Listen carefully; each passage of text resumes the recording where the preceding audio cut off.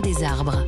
12h42, je voulais qu'on parle dans Europe Midi de cette initiative prise à Valence pour lutter contre la délinquance. Les familles de délinquants se voient supprimer les aides municipales. Ça a été mis en place, on va en parler avec monsieur le maire dans un instant, il y a environ 2 ans après des violences. Mais cette mesure ne plaît pas à la défenseur des droits.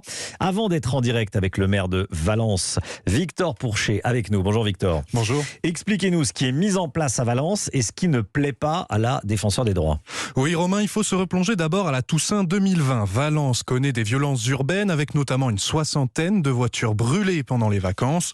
Le conseil municipal vote alors la suppression des aides de la ville pour les familles des fauteurs de troubles condamnés par la justice.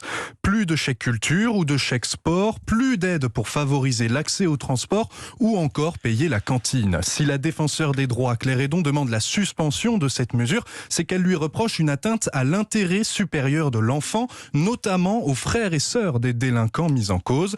Enfin, elle considère que cette délibération remet en cause le droit constitutionnel en ne permettant pas une voie de recours. Victor Pourchet, merci Victor. On est en direct avec Nicolas Daragon, maire Les Républicains de Valence. Bonjour monsieur le maire. Bonjour. Merci d'être avec nous. Qu'est-ce qui a changé depuis que vous avez mis en place ces mesures de suppression des aides municipales pour les familles de délinquants ?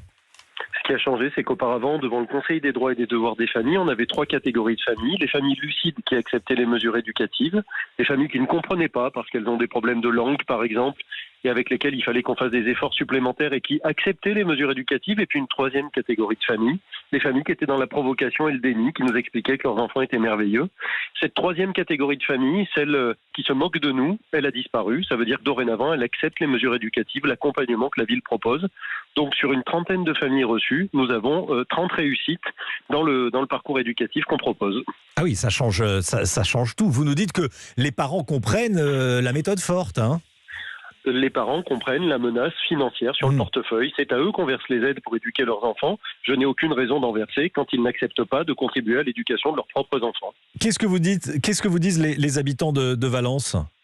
Ils approuvent, et ils approuvent comme la quasi-totalité des Français. Je reçois des centaines de messages depuis hier, depuis la décision de la défenseur des droits, qui est une décision ahurissante. C'est du verbiage juridique sur 7 pages pour nous expliquer que les enfants, même s'ils commettent des actes de délinquance, eh bien, on doit continuer de subventionner leurs parents qui se détournent de leur éducation. Mais dans quel monde vit-on ? On ne comprend plus. Le droit français, on ne le comprend plus.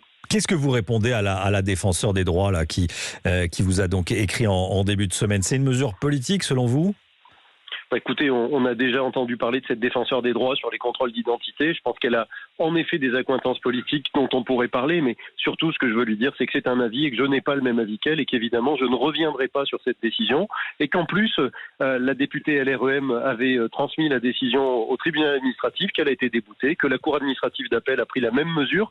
Ce qui signifie que moi, j'ai bien des décisions de justice qui font que je peux continuer à appliquer cette mesure.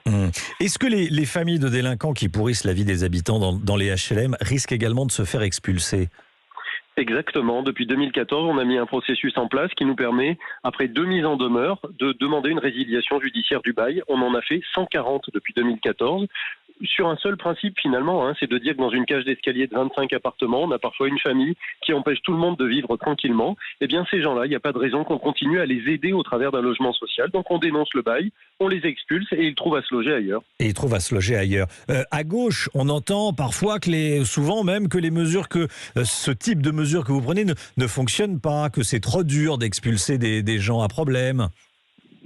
Ce qu'il y a de dur, c'est de faire subir la délinquance à tout le reste du voisinage. On a 1% ou 0,1% de délinquants dans notre ville, comme dans toutes les villes de France.